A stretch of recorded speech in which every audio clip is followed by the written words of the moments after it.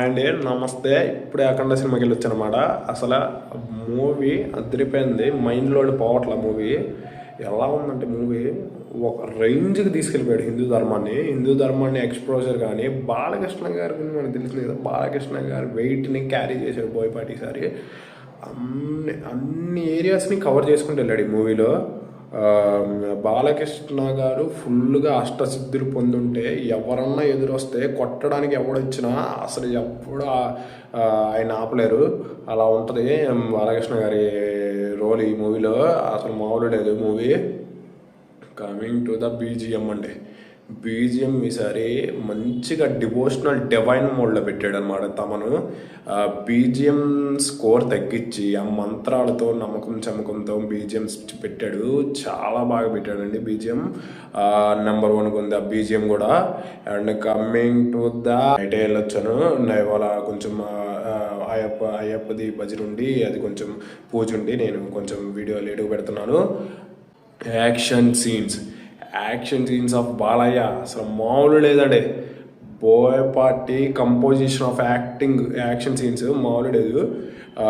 ప్రతిది బోయపాటి కంపోజిషనే. అది action scenes మాత్రం సోలం తీసుకొని ఇలా వచ్చి అలా లేపి ఇలా తిప్పుతాడు. అసలు మైండ్ పోద్ది. ఎవరు చేసినా ఆ సీన్ మాత్రం ఎవరు చేసినా యాక్సెప్ట్ చేయరండి. కానీ బాలకృష్ణ గారు చేస్తే మాత్రం ఇట్టే యాక్సెప్ట్ చేస్తాం. అది ఏంటంటే ఆయనలో ఉన్న ఒక తేజస్ అని చెప్పాలి.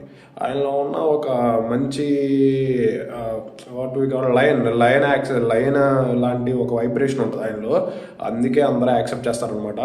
నెక్స్ట్ ఎమోషన్ చాలా బాగా పండిందండి. Mother and lord Shiva emotion ఒకటి ఉంటుంది మూవీలో. చాలా బాగుంది అది మాత్రం. Coming to the next point is whole movie is fantabulous అండి. స్క్రీన్ ప్లే దగ్గరే కొంచెం డౌన్ అయినట్టు అనిపించింది. స్క్రీన్ ప్లే కొంచెం సెట్ చేసి ఉంటే ఇంకా అసలు ఫ్లాలెస్ ఉండేది మూవీ.